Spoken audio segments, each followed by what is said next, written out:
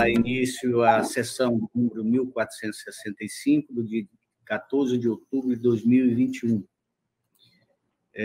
Havendo quórum regimental presente o nosso procurador-chefe, vamos dar início à sessão. Temos uma ata a ser aprovada, a ata da sessão 1464 deste plenário, realizado no dia 7 de outubro deste ano. Aqueles que concordarem, permaneçam como estão. Aprovado. Gostaria de registrar a ausência justificada do conselheiro presidente, Ronaldo Polanco, nosso conselheiro corregedor, Valmir Ribeiro. Não vão participar da sessão, dada a sua ausência justificada. Vamos dar início aos processos. Temos o processo pedido de vista, processo 132.244/2019. Tem como revisor este conselheiro, qual o retiro de pauta dada a audiência do conselheiro Ronaldo Polanco e do conselheiro Valmir Ribeiro. Passamos ao julgamento de processo, processo 132.251. Tem como relator também o conselheiro Valmir Ribeiro, qual retiro de pauta também, dada a sua ausência justificada. Tem um processo de minha relatoria, que eu vou deixar por último, é o processo 3 da pauta, e vou passar ao processo 137.451, que tem como relatora a sua excelência, a conselheira Dulcinea Benício, a quem eu passo a palavra. Obrigada, senhor presidente, senhor procurador-chefe, doutor João Isidro, senhoras conselheiras, senhores conselheiros. Trato nos autos da prestação de contas do Tribunal de Justiça do Estado do Acre, relativo ao exercício de 2019, de responsabilidade dos excelentíssimos senhores desembargadores, Denise Castelo Bonfim e Francisco Djalma da Silva. Em 13 de maio de 2020, as contas foram enviadas a esta Corte, evidenciando a tempestividade de ingresso do feito nos termos da legislação de regência. Houve a autuação e a distribuição pela Secretaria das Seções em 14 de maio de 2020, sendo os autos remetidos à Diretoria de Auditoria Financeira e Orçamentária. A Diretoria Geral de Controle Externo se manifestou pela regularidade das contas apresentadas, as folhas 533 e 546. O Ministério Público de Contas, por meio do seu ilustre procurador-chefe, doutor João Isidro de Melo Neto, se pronunciou as folhas 555 e 552, é o relatório, senhor presidente. Obrigado, nobre conselheira. Com a palavra, sua excelência, o procurador, para a sua manifestação. Obrigado, senhor presidente. A prestação de contas em referência de responsabilidade do excelentíssimo senhor desembargador Francisco Djalma da Silva, presidente do Agreste Tribunal de Justiça do Estado do Acre, à época, foi encaminhada tempestivamente a esta Corte de Contas em 13 de maio de 2020.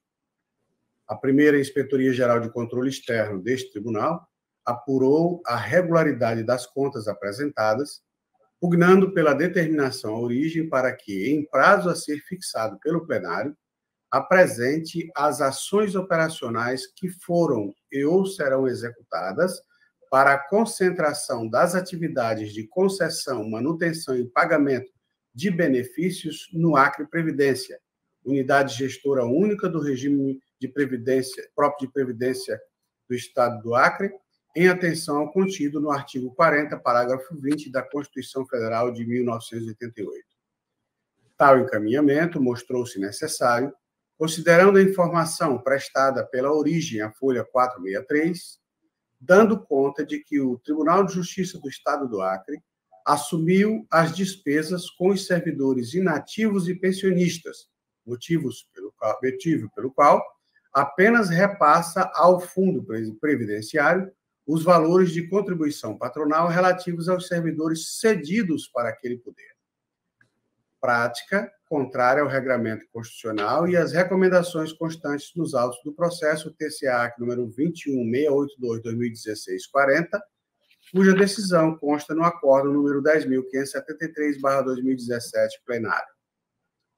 Ante o exposto, sem prejuízo da notificação à origem acerca da necessária adequação de sua gestão previdenciária, Em atenção ao contido no artigo 40, parágrafo 20 da Constituição Federal de 88, este Ministério Público de Contas opina pela emissão de acórdão, considerando regular a prestação de contas ora examinada.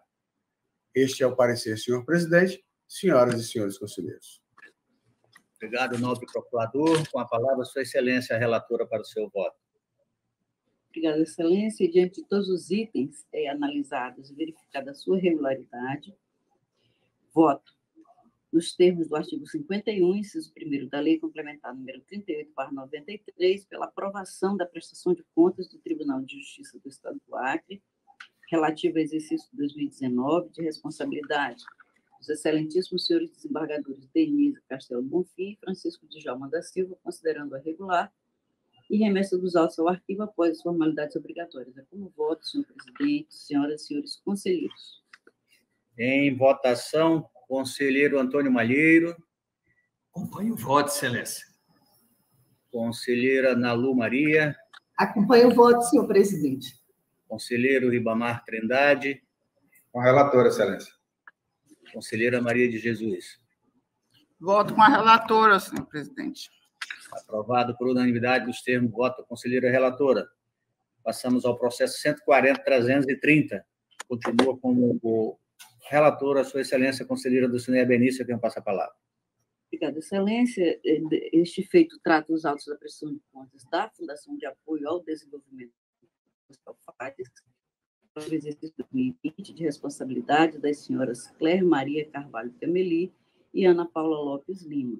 Em 30 de abril de 2021, as contas foram enviadas eletronicamente a esta Corte dentro do prazo previsto na legislação de regência. Após a autuação, registro e distribuição pela Secretaria das Seções, foi encaminhado à DAF, que, pela sua terceira inspetoria, se manifestou pela regularidade das contas apresentadas. Encaminhados autos do Ministério Público de Contas, o ex-procurador, doutor Sérgio Cunha Mendonça, se manifestou à folha 61 e ao relatório, Excelência. Com a palavra, Sua Excelência, o procurador, para a sua manifestação. Obrigado, senhor presidente. Senhor presidente, neste processo, o parecer ministerial acata as conclusões da área técnica pela regularidade da prestação de contas ora analisada ante a obediência das disposições legais que regem a matéria. É o parecer, senhor presidente. Obrigado, nobre procurador. Com a palavra, Sua Excelência, a relatora, para seu voto. Obrigada, Excelência. Ante exposto o voto nos termos do artigo 51, inciso 1º da Lei Complementar Estadual 38/93, pela aprovação da prestação de contas da Fundação de Apoio ao Desenvolvimento Econômico e Social FADES, relativo ao exercício 2020, de responsabilidade das senhoras Claire Maria Carvalho Cameli e Ana Paula Lopes Lima, considerando-a regular. Pela notificação do excelentíssimo senhor governador do Estado do Acre, para que informe as providências que estão sendo adotadas para a operacionalização da Fundação de Apoio ao Desenvolvimento Econômico e Social FADES, considerando a ausência de efetividade verificada nestes autos, e pela remessa dos mesmos ao arquivo após as formalidades obrigatórias. É como voto, senhor presidente, senhoras e senhores conselheiros. Em votação, conselheiro Antônio Malheiro. Acompanho o voto, Excelência. Conselheira Nalu Maria.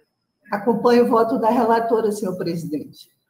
Conselheiro José Ribamar. Acompanho o voto, Excelência. Conselheira Maria de Jesus. Com a relatora, Excelência. Aprovado por unanimidade dos termos do voto da conselheira relatora. Passamos ao processo 137.521. Continua como relatora a conselheira do Cineia Benício, que eu passo a palavra. Obrigada, Excelência. Os autos... Excelência, eu queria pedir só uma questão aqui para levantar, e é só uma sugestão aqui, com relação a este processo, é que ele menciona restos a pagar sem cobertura financeira, lá na página 343, e depois, numa instrução, isso foge. Então, como nós temos colocado esses itens, né? Aí... Eu até ia falar antes, conselheiro, mas, na verdade, eles conseguiram provar que tinha, né? Aí, que na primeira análise, realmente estava com essa dúvida, e depois, tanto é que essa conta está regular, inclusive sem ressalva, porque foi comprovado. Eu até ia falar que realmente tinha esse tema, mas como foi comprovado, né, na instrução, então, assim, ela não está com esse problema. Embora no início Ela fez citação, mas no curso da instrução eles provaram e ela está totalmente irregular. Pode ser? Não, então perfeito, conselheira. Não, é porque, como a escrita nesse sentido pela instrução, eu entendi que poderíamos ter problema, mas eu concordo com a excelência. É que depois, no curso, eles conseguiram provar que estava direitinho, né? As despesas foram as não processadas. Né? Aí, então, ótimo.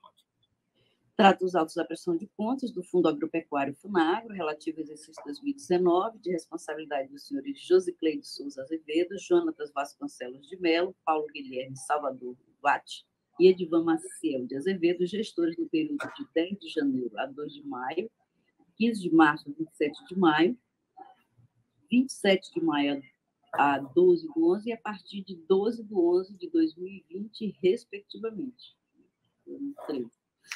Em 15 de maio de 2020, as contas foram enviadas eletronicamente a esta Corte, evidenciando a tempestividade de ingresso do feito nos termos do artigo 2º, inciso 2º, a linha H, da Resolução TCE 87, de 28 de dezembro de 2013, e Portaria TCE número 69 de 2020, que prorrogou até o dia 15 de maio, mesmo ano, o prazo para o envio das prestações de contas dos entes estaduais relativas ao exercício 2019. Houve autuação, registro e distribuição pela Secretaria das Seções, o envio à DAFA, que se manifestou pela primeira inspetoria, considerando irregulares as contas apresentadas pelo Fundo, FUNAGRO, em razão da existência de restos a pagar processados e não processados, sem a devida cobertura financeira, folhas 341 e 349. Em atendimento aos princípios constitucionais do contraditório da ampla defesa, houve a citação dos senhores Edivan Maciel de Azevedo, Maria do Socorro de Oliveira Alencar, contadora, pelo Diário Eletrônico de Contas, 1577, 17 de maio de 2021, tendo sido apresentadas as defesas, respectivamente, sobre as quais a primeira inspetoria emitiu o relatório conclusivo, considerando regular a prestação de contas. Encaminhados autos ao Ministério Público, o procurador Dr. Sérgio Cunha se manifestou pela regularidade das contas apresentadas no relatório, senhor presidente.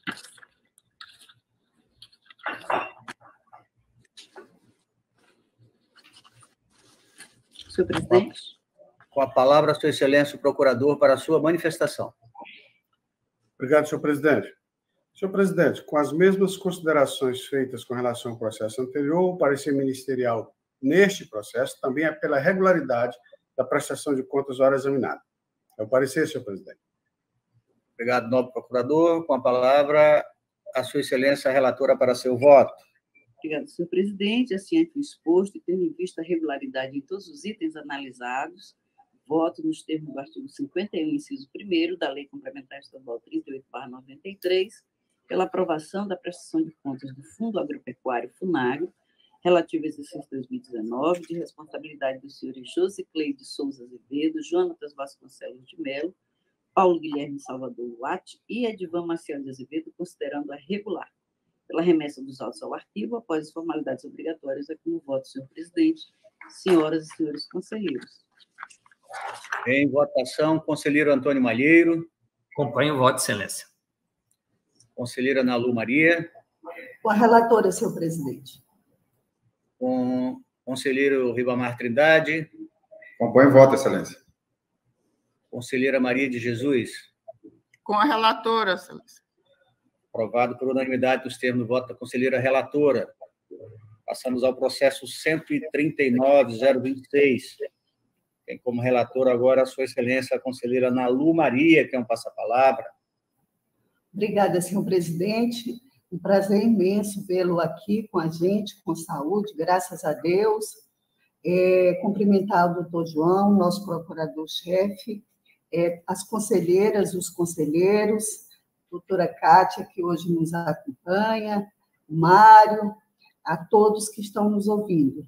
Trata-se de processo instaurado a partir da comunicação interna número 551 de 2020 da Diretoria de Auditoria Financeira e Orçamentária da as folhas 2, 3, em que comunica a conselheira relatora sobre a publicação da Lei Municipal número 441 de 2020 no Diário. fixando o subsídio do prefeito e vice-prefeito e secretários do município de Mâncio Lima para o quadriênio 2021 a 2024, com efeito financeiro a partir de 1º de janeiro de 2021. Devidamente instruído pela nossa segunda IGCE, o Ministério Público de Contas, por meio do seu ilustre procurador, doutor Sérgio Cunha Mendonça, pronuncia-se as folhas 89 a 92. É o relatório, senhor presidente. Obrigado, nobre conselheira. Com a palavra, Sua Excelência, o procurador, para a sua manifestação. Obrigado, senhor presidente. Trata-se de procedimento aberto a pedido da Diretoria de Auditoria Financeira e Orçamentária deste tribunal, informando a publicação no Diário Oficial do Estado da Lei Municipal número 441 de 2020, de Mâncio Lima, que fixou os subsídios do prefeito, vice-prefeito e secretários municipais para o quadriênio 2021/2024, na seguinte situação. 1. O município se encontrava acima do limite prudencial previsto no artigo 22, parágrafo único, inciso 1 da Lei de Responsabilidade Fiscal, uma vez que as despesas totais com o pessoal registraram o equivalente a 53,58% da receita corrente líquida no segundo quadrimestre de 2020. 2. Estava em vigência a Lei Complementar Federal número 173 de 2020, que estabelece o Programa Federativo de Enfrentamento ao Coronavírus SARS-CoV-2, Covid-19, que altera a Lei Complementar número 101, de 4 de maio de 2000, e dá outras providências, trazendo uma série de restrições aos governos locais afetados por esta calamidade pública, os quais ficam proibidos, os oitavo, até 31 de dezembro deste ano, 2021, dentre inúmeras outras, de conceder a qualquer título vantagem, aumento, reajuste ou adequação de remuneração a membros de poder ou de órgão, servidores e empregados públicos e militares, exceto quando derivado de sentença judicial transitada em julgado ou de determinação legal anterior à calamidade pública. E 3, infringiu o artigo 21, inciso 2 da Lei de Responsabilidade Fiscal, que torna nulo de pleno direito o ato que resulte em aumento da despesa com pessoal de 80 dias anteriores ao final do mandato do titular de poder ou órgão. Foram citados neste processo o senhor Isaac de Souza Lima, prefeito municipal de Mâncio Lima, e o senhor Luiz Augusto de Araújo Pinheiro, ex-presidente da Câmara Municipal de Mâncio Lima, sendo que apenas este último apresentou defesa. O processo foi recebido eletronicamente no Ministério Público de Contas no dia 23 de agosto de 2021. Não aprofundarei o tema proposto neste processo, eis que houve a citação do presidente da Câmara Municipal de Mâncio Lima, por ter aprovado a lei ora analisada, o que demandaria um debate mais aprofundado. Se pode haver responsabilização perante esta Corte de Contas do presidente da Câmara por atos legislativos, o que, em princípio, se mostra inadequado. Tal situação não merece maiores questionamentos, neste momento, ante a informação da Diretoria de Auditoria Financeira e Orçamentária deste tribunal, que, a despeito da vigência da Lei Municipal número 441 de 2020, no período de janeiro a julho de 2021, os subsídios pagos correspondem ainda aos valores estabelecidos na Lei Municipal 366 de 2016. Porém, mesmo que o gestor tenha dado demonstração clara de que irá cumprir a proibição de aumento de subsídios, não há informações se ele pretende ou não aplicar a norma, ou se futuramente, após o impedimento estabelecido na Lei Complementar Federal número 173 de 2020, fará o pagamento seguindo o novo regramento legal. Ocorre que, mesmo passado o prazo legal estabelecido na referida norma, ainda persistirá o descumprimento à vedação de aumento nos últimos 180 dias de mandato, artigo 21, inciso 2 da Lei de Responsabilidade Fiscal, o qual é uma barreira definitiva que não poderá ser convalidada posteriormente. Nesse caso, portanto, cabe uma determinação ao gestor para que se abstenha de dar cumprimento à Lei Municipal número 441 de 2020. Quanto à validade da lei, o Tribunal de Contas não tem competência para discutir lei em tese, ainda que esta infrinja 3 dispositivos legais que visam o equilíbrio das finanças públicas, cabendo este papel ao Ministério Público Estadual, o qual, por via judicial, pode propor a derrubada da norma. Ante o exposto, este Ministério Público de Contas opina: 1. Determinar ao prefeito municipal de Mâncio Lima para que este se abstenha de pagar os subsídios de prefeito, vice-prefeito e secretários municipais, com base na Lei Municipal número 441 de 2021. E 2, pelo encaminhamento de cópia destes autos ao douto Ministério Público Estadual para as providências que entender adotar. Este é o parecer da lavra do procurador Sérgio Cunha Mendonça. Obrigado, nobre procurador. Com a palavra, Sua Excelência, a relatora, para o seu voto.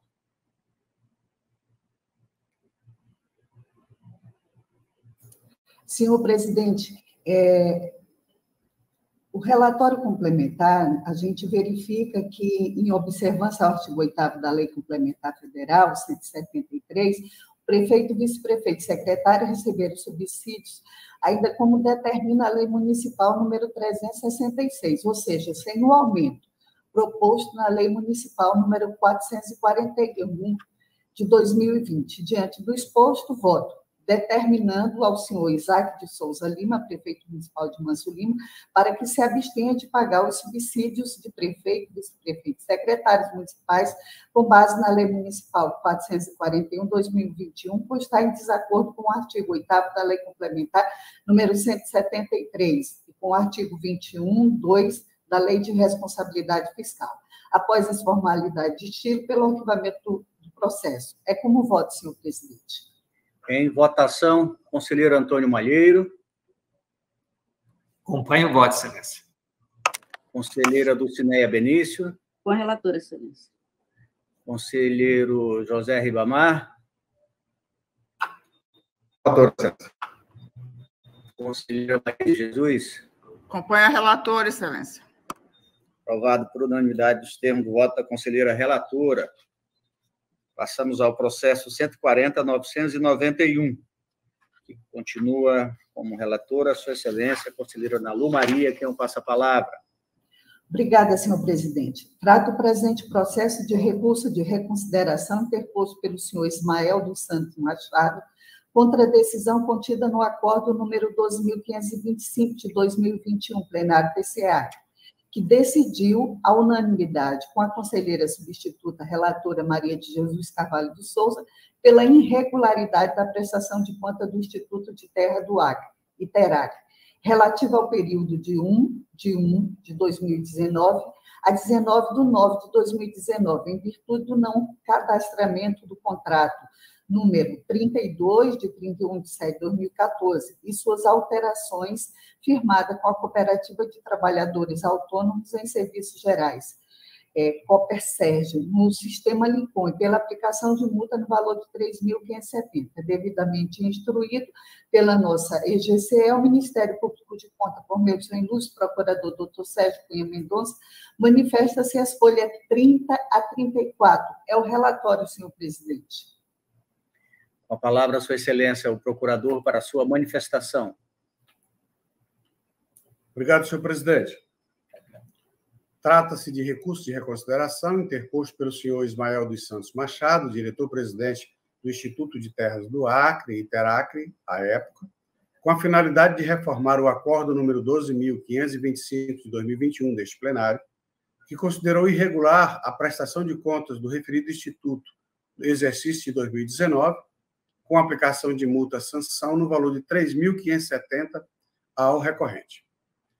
A DAFO emitiu o relatório técnico de folhas 21/25, onde considerou que o gestor conseguiu sanar a irregularidade que embasou a reprovação das contas, ou seja, o não cadastramento do contrato número 32, de 31 de julho de 2014, e suas alterações, firmado com a Cooperativa de Trabalhadores Autônomos em Serviços Gerais, Coperserge, no sistema de licitações e contratos deste tribunal. Para afastar a irregularidade, a terceira Inspetoria-Geral de Controle Externo deste tribunal observou que, durante a instrução, foi realizada a inspeção a inserção dos dados, mesmo que intempestivamente, e que a análise da execução do referido contrato constatou que não houve nenhuma irregularidade. Considerou ainda que a Resolução TCAC número 87 de 93, os seus itens obrigatórios não prevêem, na verdade é 2013, não prevêem a exigência do cadastramento e atualização no sistema de licitações e contratos deste tribunal para prestação de contas anual e aprovação de contas de gestão. E que, em casos de ausência de cadastramento no sistema LICOM deste tribunal, deve ser realizada a abertura de um processo autônomo para apurar a responsabilidade em caso de descumprimento e aplicação de sanções nos termos do previsto no artigo 5º da Resolução número 97 de 2015 deste tribunal. Portanto, não deve ser aplicada ao gestor a referida penalidade na prestação de contas anual. Por fim, colacionou o entendimento firmado por esta Corte de Contas no julgamento da prestação de contas da Companhia de Desenvolvimento Agrário e Colonização do Acre, Colonacre, exercício de 2019, que foi objeto do acordo número 12.177 de 2020, onde o mesmo fato não ensejou a irregularidade das contas, tendo o relator consignado em seu voto o seguinte: a presente prestação de contas foi elaborada com base na Resolução TCAC 87 de 2013, apresentando uma lista de documentos necessária para a apresentação das prestações de contas, e nela não consta como obrigatória a apresentação de documentos ao LICOM. Vale salientar que o sistema LICOM é regulamentado por resolução própria, Resolução TCAC número 97 de 2015, tendo suas próprias exigências, não se tratando, portanto, de apresentação de prestação de contas, mas de processos autônomos para apurar possíveis ilegalidades nos procedimentos licitatórios, nos procedimentos de adesões a atas de registro de preços, nos procedimentos de contratações diretas, dispensas e inexigibilidade de licitações, e nas execuções de contratos administrativos. Diante de tais argumentos, pugnou pelo conhecimento e movimento do presente recurso de reconsideração. O presente processo foi recebido eletronicamente no Ministério Público de Contas em 24 de setembro de 2021. Esclarecido pela área técnica o descumprimento de uma resolução administrativa que não seja a que regulamenta a entrega dos dados da prestação de contas anuais, não deve, via de regra, impactar no julgamento destas. Do contrário, estaria sendo criada uma situação de gestor que foi multado em procedimento próprio de apuração de responsabilidade, mas que teve suas contas julgadas regulares, enquanto outros, cuja falha tenha sido detectada diretamente no processo de prestação de contas, teve sua gestão reprovada. Porém, cabe esclarecer que em casos assim, em que a falta de encaminhamento de dados, há casos, sim, que a falta de encaminhamento de dados poderá ocasionar a irregularidade das contas. Isto pode acontecer quando o gestor não faz a devida inserção de vários contratos, ou mesmo que seja apenas um, mas que impeça a área técnica de analisar os elementos centrais da contratação, de forma que não se possa fiscalizar, como já me manifestei na prestação de contas do Instituto Socioeducativo do Acre, exercício de 2017. Naquela oportunidade, pontuei que, abre aspas, a falta de registro dos contratos do LICOM é, sem dúvida, grave infração à norma legal, sancionada com multa. Porém, esta Corte de Contas tem adotado a prática de apurar a responsabilidade em autos próprios. Cabe destacar, contudo, que, no caso em tela, não se trata de um mero atraso no encaminhamento das informações, mas da falta de inserção dos dados essenciais para a avaliação dos procedimentos licitatórios e dos contratos, sem qualquer informação nos autos sobre a abertura de processos autônomos para a apuração das faltas. Tal omissão gerou a necessidade de deslocamento de uma equipe do tribunal até o órgão para conseguir analisar as licitações realizadas e os contratos executados no exercício. Diante deste cenário, ratifico a proposta de considerar este item irregular com a aplicação de sanção, fecha aspas. Desta forma, ratifico o posicionamento da área técnica, porém com a ressalva de que, no caso concreto, a falta de elementos essenciais para que se possa fazer a análise das contas pode sim ensejar a reprovação destas. Ante exposto, este Ministério Público de Contas opina pelo conhecimento do presente recurso, por ser próprio e tempestivo, para, no mérito, dar-lhe provimento considerando regular a prestação de contas ora examinada.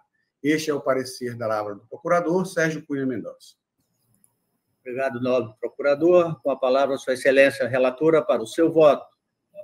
E o voto vai no mesmo sentido, senhor presidente, pelo conhecimento do recurso de reconsideração e no mérito do provimento, considerando regular a prestação de contas imputada ao recorrente no acordo número 12.525 de 2021 plenário, dá conhecimento dessa decisão ao recorrente e, após as formalidades descritas pelo arquivamento dos autos, é como voto, senhor presidente.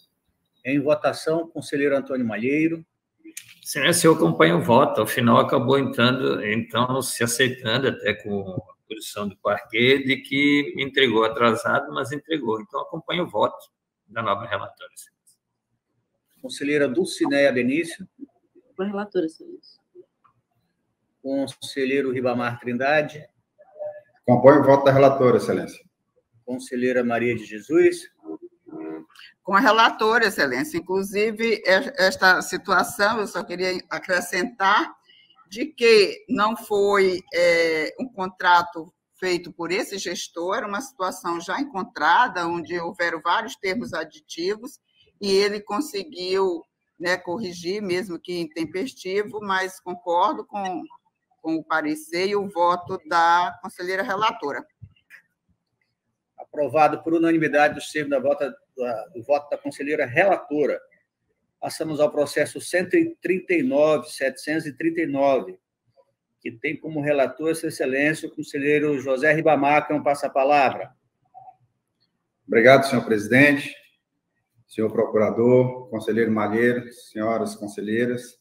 Trato o presente processo de recurso de reconsideração interposto pelo Ministério Público de Contas contra o acordo 2290 de 2019 da segunda Câmara deste Tribunal, julgado no dia 31 de julho de 2019, que aplicou multa no valor de R$ 3.570 ao senhor José Raimundo de Souza da Silva, prefeito do município de Sena Madureira, à época, em face da contratação regular do servidor público, mas não condenou o gestor ao ressarcimento de R$ 487,90, relativos aos juros e correção monetária pelo atraso no recolhimento do FGTS. O recorrente apresentou o presente recurso tempestivamente em 16 de dezembro de 2019. Em suas razões, alega que o princípio da insignificância não se aplica à esfera do controle externo, em face da indisponibilidade do interesse público, razão pela qual esta Corte não pode dispensar a condenação do gestor ao ressarcimento do erário causado pelo pagamento de juros e correção monetária oriundo de atraso no recolhimento de FGTS. Além disso, o parquê requer a inabilitação do gestor recorrido para o exercício de cargo em comissão ou função de confiança por 5 anos, nos termos do artigo 91 da Lei Complementar Estadual número 3893. A inspetoria analisou a justificativa apresentada e emitiu o relatório conclusivo, as folhas 06 a 10. O gestor foi notificado para apresentar as contras-razões, porém quedou-se ineste. O Ministério Público, por meio do seu ilustre procurador-chefe, doutor João Isidro de Melo Neto, pronunciou-se as folhas 25 e 26. É o relatório, senhor presidente. Obrigado, nobre conselheiro. Com a palavra, Sua Excelência, o relator, para o seu voto. Desculpa, ao procurador para a sua manifestação. Obrigado, senhor presidente. Senhor presidente, este é um recurso do próprio Ministério Público de Contas, protocolado pelo doutor Mário Sérgio Neto de Oliveira, e eu atuei como fiscal da lei. É um processo em que esta Corte, ao julgar a contratação irregular do servidor Ildes Vercosa de Souza pela Prefeitura Municipal de Sena Madureira, multou o gestor, senhor José Raimundo de Souza da Silva, mas não o condenou à devolução das quantias pagas em decorrência do não recolhimento, na época própria, do FGTS, devido em razão da relação laboral, bem como dos saldos de salários devidos ao senhor Wildes Vercosa de Souza, juntamente com os acréscimos legais dessas duas parcelas. O Ministério Público, isso por entender que a quantia era de pequena monta. Na verdade, a soma desses valores daria R$ 487. O Ministério Público de Contas, é exemplo do que fez com todos os demais processos dessa natureza, ingressou com o presente recurso de reconsideração, mas a matéria já foi objeto de deliberação da Corte em várias oportunidades, inclusive em 2 pedidos de revisão. O Ministério Público de Contas, inclusive, não protocola mais esse tipo de pedido, esse é um processo mais antigo, e eu peço nestes autos o conhecimento e provimento, mas a Corte já tem entendimento consolidado em sentido contrário. Com essas considerações, senhor presidente, gostaria de reiterar o pedido feito em sessões pretéritas, no sentido de que, se possível, os relatores encaminhassem uma relação dos processos existentes em seu gabinete que tratam da mesma natureza, porque o Ministério Público já deliberou que iria pedir a desistência dessas ações.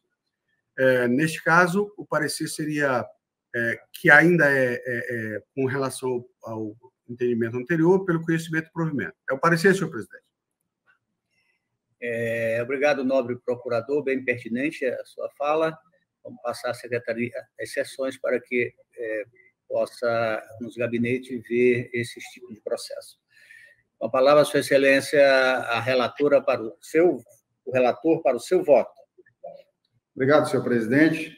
Considerando a manifestação do Ministério Público, vou direto ao voto.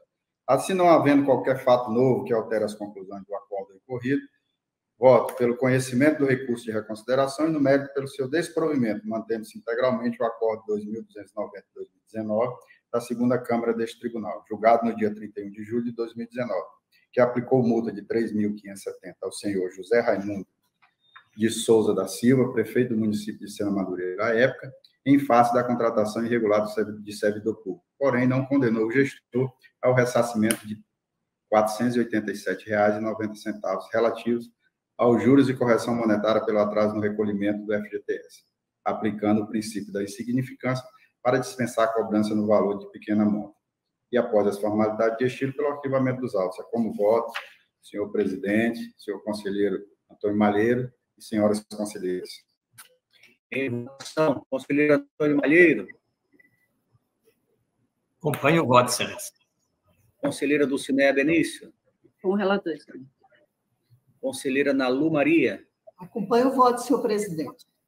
Conselheira Maria de Jesus. Com o relator, excelência. Aprovado por unanimidade dos termos do voto do conselheiro relator. Passamos ao processo 138.767, que continua como relator, Sua Excelência, o conselheiro Ribamar Trindade, a quem eu passo a palavra. Obrigado, senhor presidente.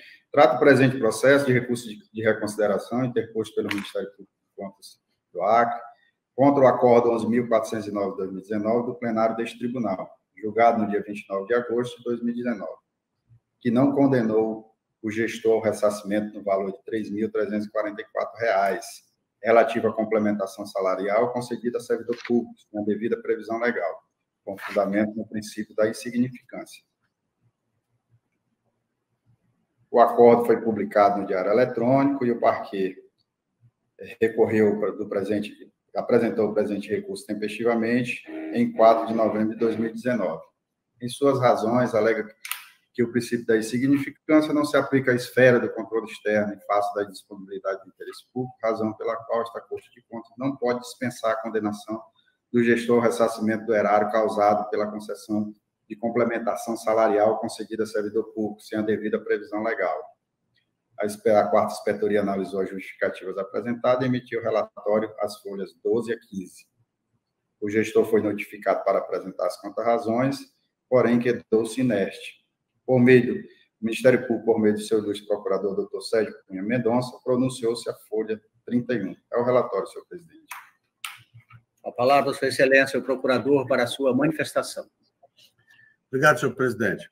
Trata-se de mais um recurso do próprio Ministério Público de Contas, desta feita da lava da procuradora Ana Helena de Azevedo Lima, e funcionou como fiscal da lei o procurador Sérgio Cunha Mendonça. A doutora Ana esclarece nas razões do recurso que este tribunal, ao decidir pela edição do acordo 11.409/2019, apurou um prejuízo de R$ 3.344 decorrente de complementação salarial sem previsão legal, o que infringe o postulado constitucional da reserva absoluta da lei, mas não condenou o gestor à devolução da referida quantia por considerá-la de pequena monta.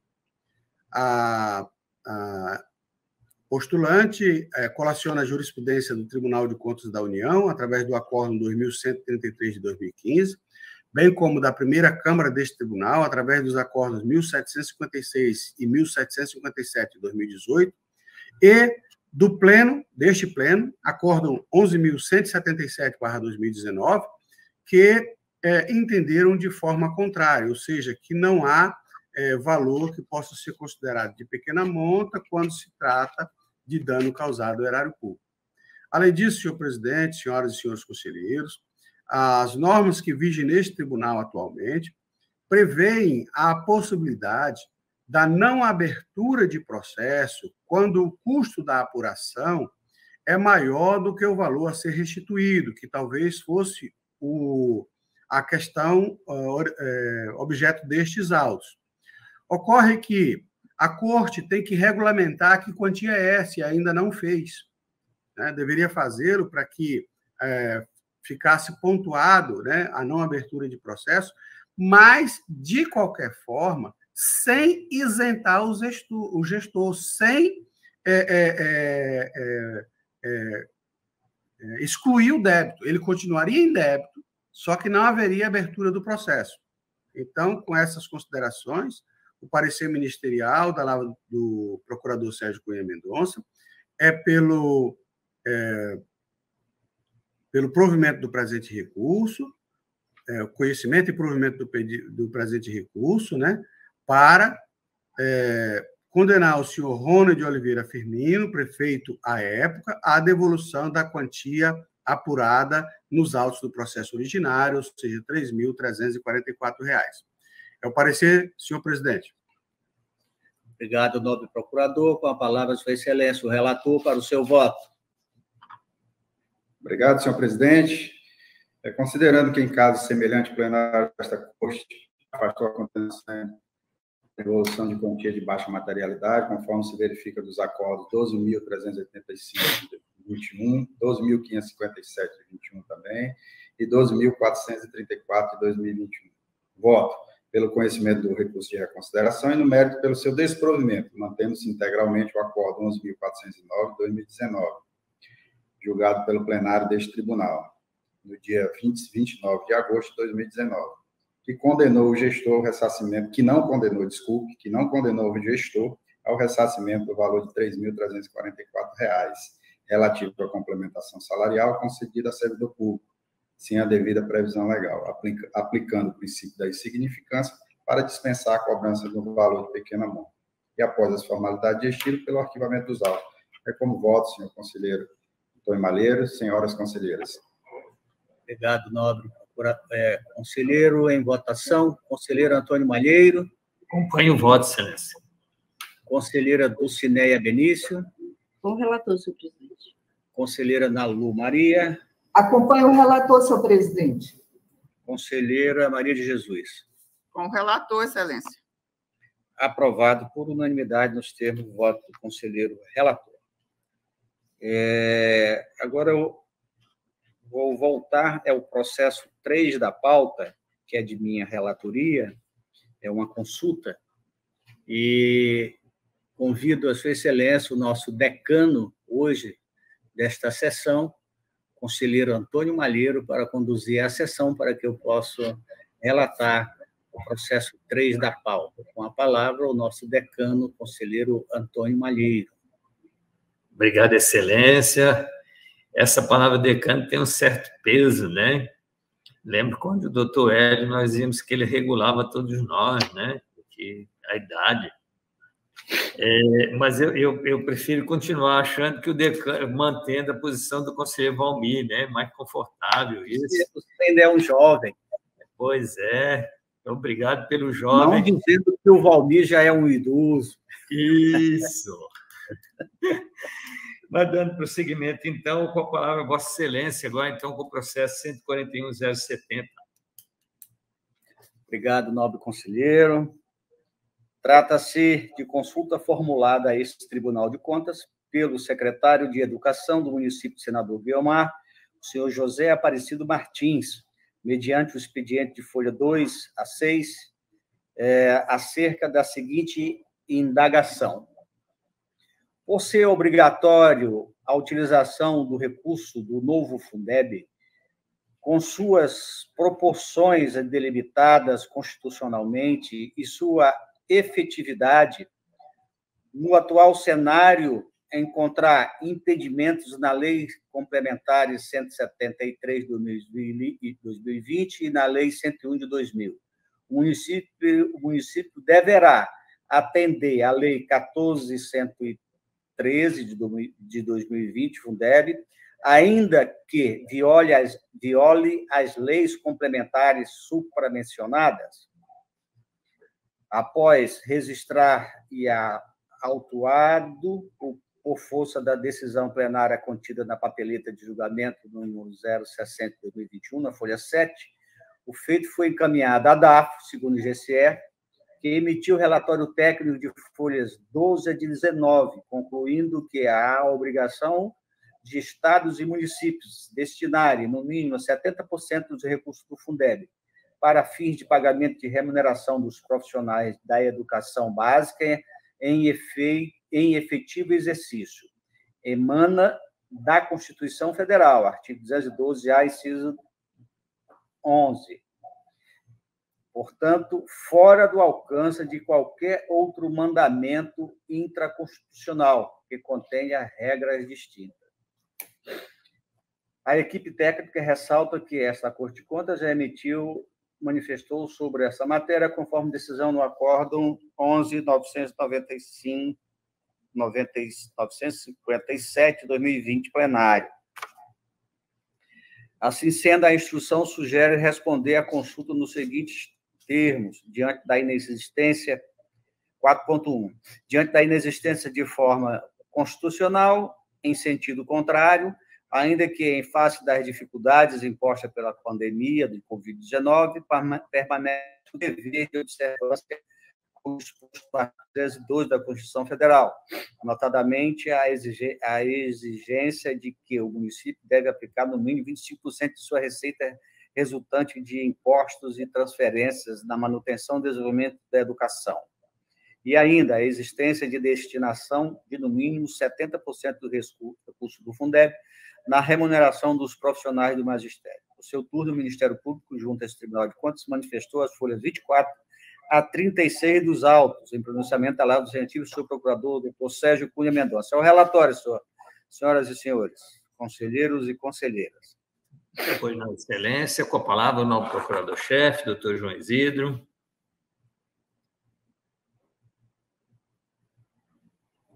Obrigado, senhor presidente.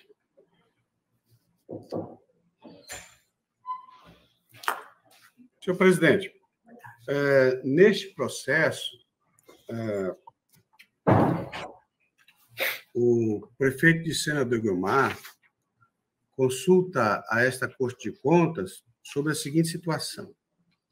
A emenda constitucional número 108 de 2020, regulamentado pela Lei Federal 14.113 de 2020,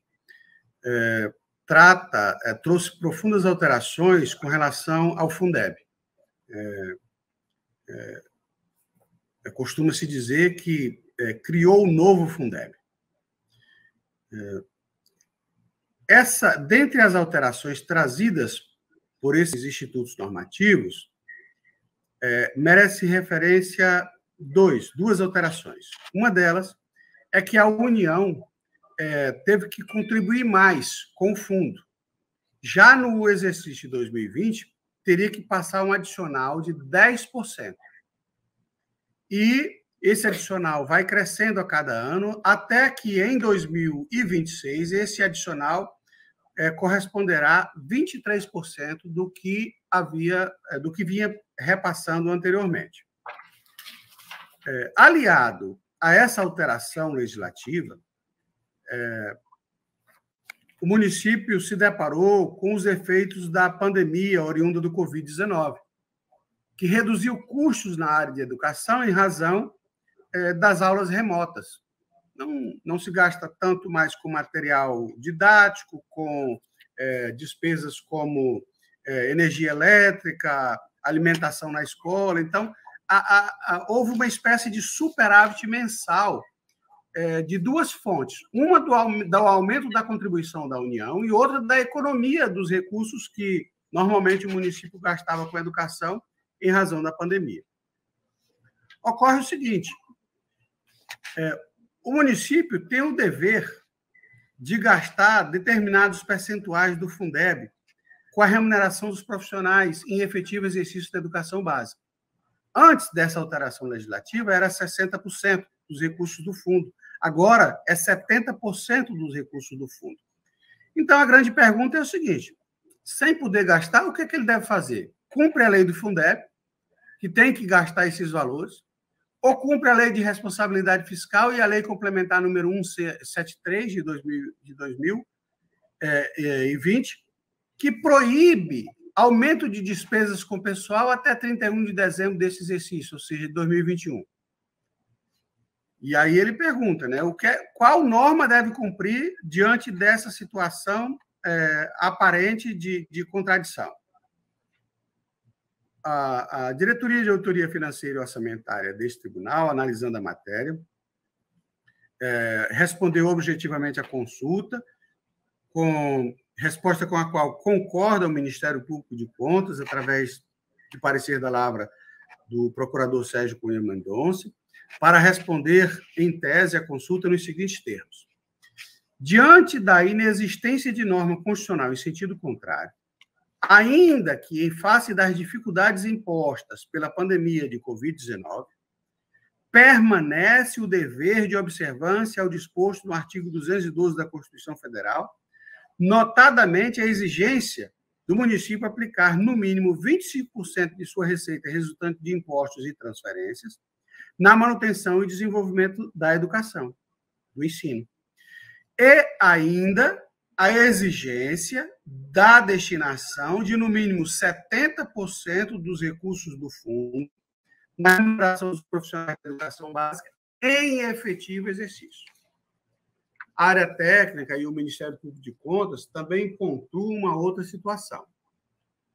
Uma coisa é o que diz a norma e a outra coisa é a análise do caso concreto. A gente não pode deixar de avaliar, por ocasião do julgamento das prestações de contas que virão no final do exercício, essas situações.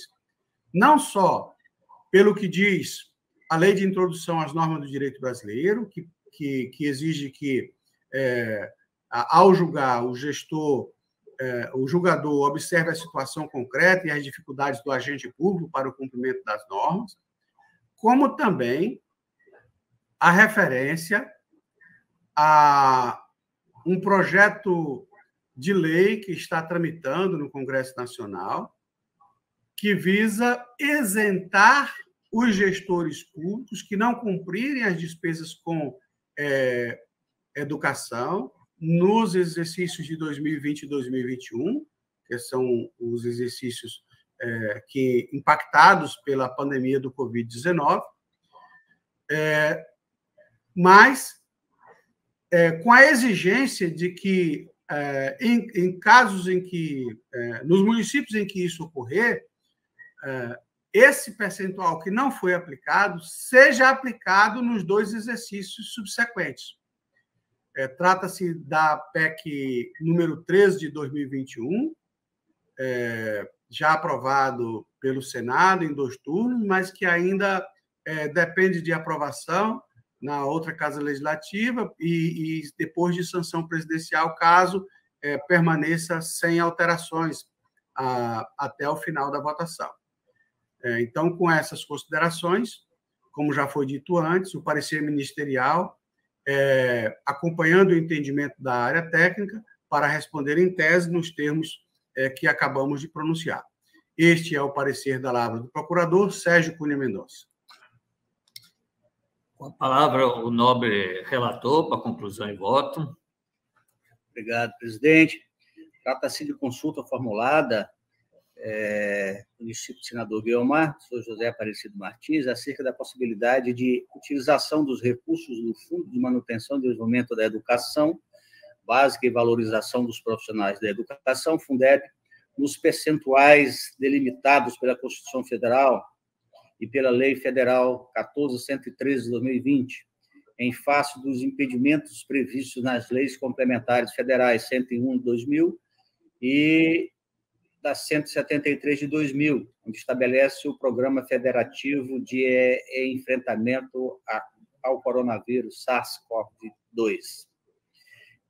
Preliminarmente, verifica-se quanto ao pressuposto de admissibilidade da consulta que a mesma foi acatada pelo Pleno da Corte, conforme papeleta de julgamento número 060 de 2021, folha 7. No mérito, voto pela resposta à presente consulta em caráter normativo e de pré-julgamento de tese, mas sem qualquer vinculação ao fato ou caso concreto, no seguinte sentido. 1. Diante da inexistência de norma constitucional em sentido contrário, ainda que, em face das dificuldades impostas pela pandemia de Covid-19, permanece o dever de observância ao disposto no artigo 212 da Constituição Federal, notadamente a exigência de que o município deve aplicar, no mínimo, 25% de sua receita, resultante de impostos e transferências na manutenção e no desenvolvimento da educação, podendo, no entanto, deixar em caixa os recursos não utilizados e, em nome da eficiência desta aplicação, despendê-los nos exercícios seguintes. 2. Ainda a exigência da destinação de, no mínimo, 70% dos recursos do Fundeb na remuneração dos profissionais da educação básica em efetivo exercício, levando em consideração a alteração de magistério para profissionais da educação e as vedações dos aumentos pelo que o deve fazer obrigatoriamente após as datas em que estas caduquem. Após dar conhecimento dessa decisão ao consulente e ao prefeito municipal, senador Guiomar, pelo arquivamento dos autos. É o voto, senhor presidente, senhoras e senhores conselheiros e conselheiras. Obrigado, nobre conselheiro Antônio Cristóvão. E iniciando a discussão, interessante, porque na forma que Vossa Excelência apresentou, não pode-se fazer o que o doutor Parquet colocou, de dar incentivo à evolução nas instalações, sem, contudo, se queimar a nota de 100, né? Gastar o dinheiro de forma incorreta, é obrigado a deixar o dinheiro, planejar, executar, porque, em função das atividades presenciais terem cessado, com certeza sobrou dinheiro no caixa. Então, é sempre bom essa cautela, a obrigação persiste, mas a cautela de gastar bem é eficiente. Então, mantendo a obrigação de ter o dinheiro e aplicar apenas melhorando o prazo é coerente. E na segunda questão dos 70%, também coerente. Nós temos várias vedações, mas a imposição de gastar os 70%. Levando em consideração a mudança da nomenclatura que Vossa Excelência colocou, né? Mudaram magistério para profissionais. O MEC tem feito uma sugestão, mas a sugestão do MEC não é lei. E ele quer restringir a palavra profissionais apenas a psicólogos, pedagogos, mas isso não está na lei. Então, esta é uma questão que nós ainda teremos que enfrentar, porque o que vale é a lei. E eu quero entender que a ampliação de 60 para 70, mudando a palavra de magistério para profissionais, é bem mais abrangente do que aquilo que o MEC hoje quer colocar através de uma cartilha. Não, tem que ser através de lei. E a lei não faz as vedações que o MEC hoje quer que a gente entenda. Então, eu quero parabenizar a Vossa Excelência pela coerência, pela postura e como foi redigido, então, isso, mantendo a obrigação dos 25 e dos 70, mas colocando isso de forma prática e melhorando os resultados para a sociedade. Então, eu queria parabenizar. E agora, então, na discussão e na votação, eu queria, então, na votação, ouvir a conselheira Dulce. Como vota a conselheira Dulce? Com relator, excelência. Conselheira Nalu. Acompanho o relator, senhor presidente. Conselheiro Ribamar. Com relator, excelência. Conselheira Maria de Jesus. Acompanho o voto do relator, excelência. E assim decidido à unanimidade nos termos do voto do nobre conselheiro relator. Antônio Cristóvão, nosso presidente, a quem eu devolvo a condução dos trabalhos. Foi uma honra. Obrigado pela oportunidade. Obrigado, nobre conselheiro Malheiro, nosso decano hoje, nesta sessão. Encerrada a pauta, então, de julgamento, eu tenho aqui um expediente. Eu vou ler aos senhores. O expediente foi já divulgado no nosso grupo, né, de sessão, acho para o conhecimento de todos.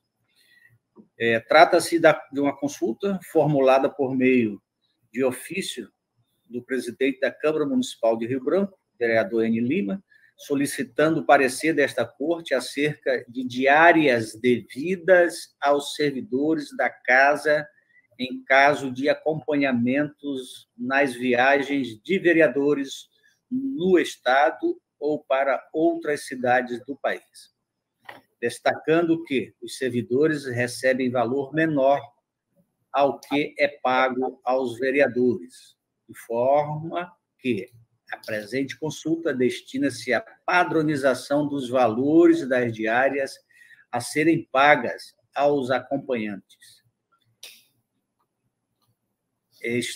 Essa consulta está desacompanhada de parecer jurídico.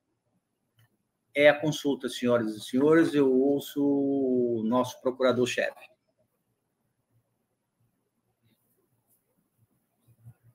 Obrigado, senhor presidente. Senhor presidente, eu tive uma certa dificuldade para poder entender o objeto dessa consulta, uma vez que ela não está claramente formulada. Ela trata de um assunto da Câmara Municipal de Rio Branco com relação a diárias.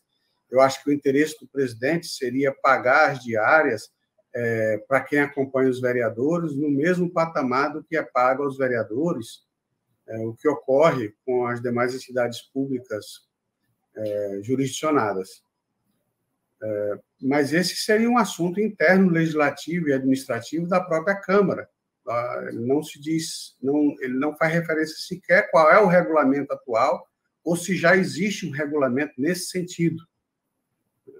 Além disso, não há dúvida na aplicação de norma e tal. Ele quer fazer uma padronização, mas não está contente. Ou seja, a consulta não está claramente redigida, não diz qual é o seu objeto, não encontra parecer jurídico e, a princípio, trata-se de matéria de competência exclusiva da Câmara Municipal.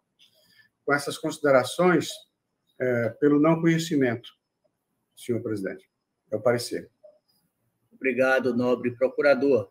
Conselheiro Antônio Malheiro.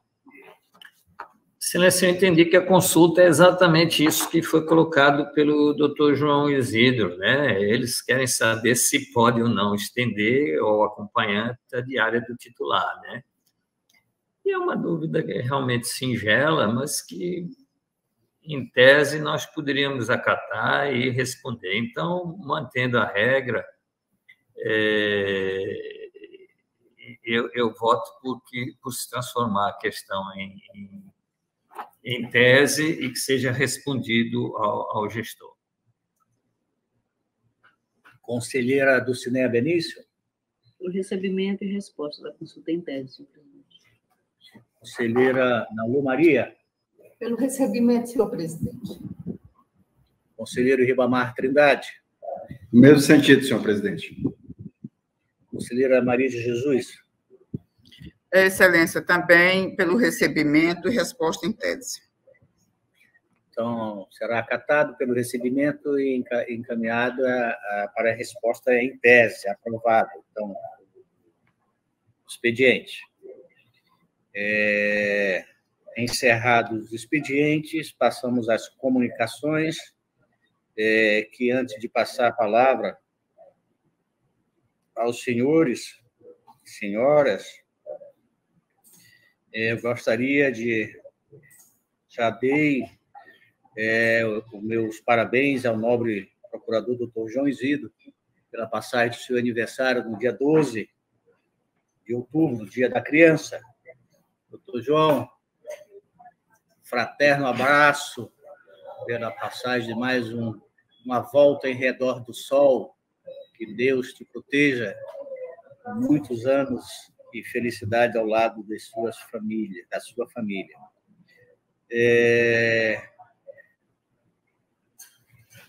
Vou deixar também aqui para o final, depois, antes de terminar a sessão, também que este ano nós temos o Congresso Internacional dos Tribunais de Contas, que vai ser em João Pessoa, na Paraíba, nos dias 9 a 12 de novembro, em João Pessoa.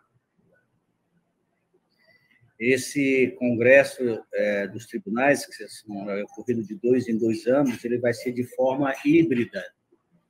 E aqueles que, assim, desejarem ir a João Pessoa, que se manifestem para que seja providenciado o translado e as normas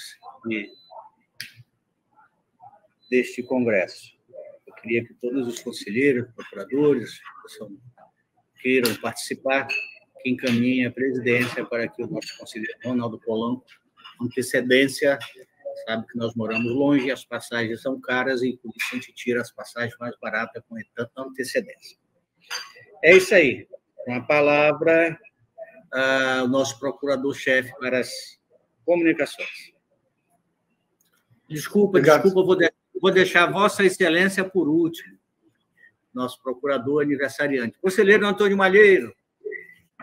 Obrigado, Excelência. Eu queria cumprimentar mais uma vez, parabenizar, né, doutor João? A gente remarca a data e desejar vida longa, com alegria, com essa disposição. Então, parabéns mais uma vez. Eu queria que vou registrar aqui de novo isso. É sempre uma alegria tê-lo por perto.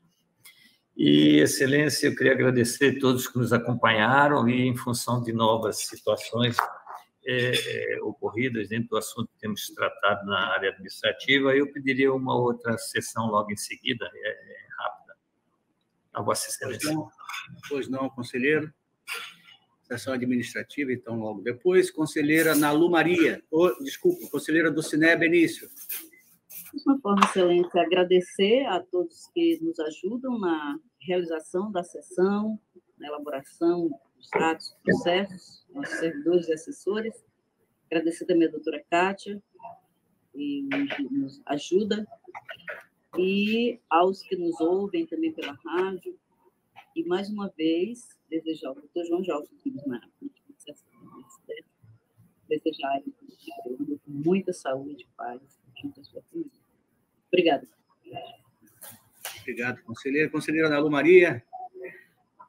Também já tive a oportunidade de desejar um feliz aniversário, muita saúde para o doutor João.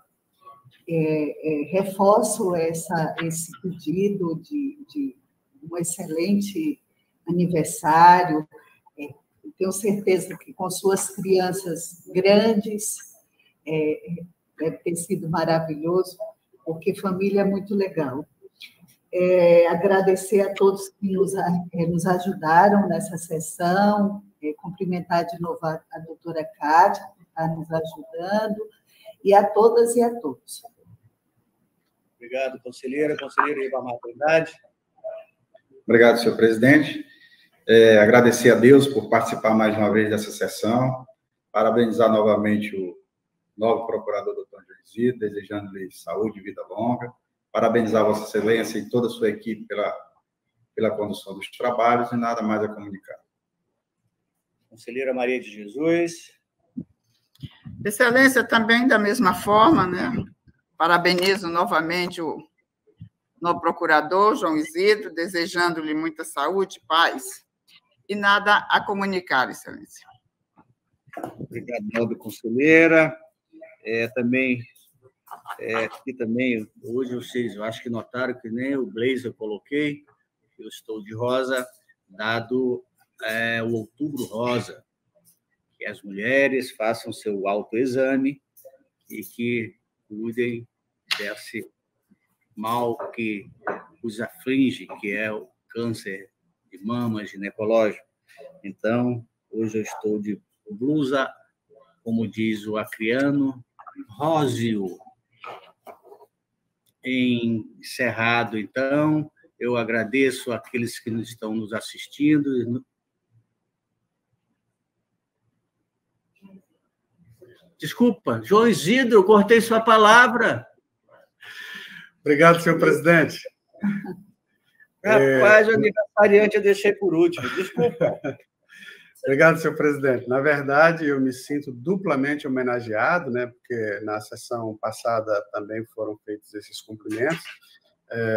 E aproveitando que o dia 12 de outubro se comemora Nossa Senhora Aparecida, padroeira do Brasil, rogo a Nossa Senhora que proteja todos e derrame bênçãos sobre todos. Nada mais a comunicar, senhor presidente. Obrigado. Pois é, doutor João, você felizardo que deve ser um dia de Nossa Senhora e dia das crianças.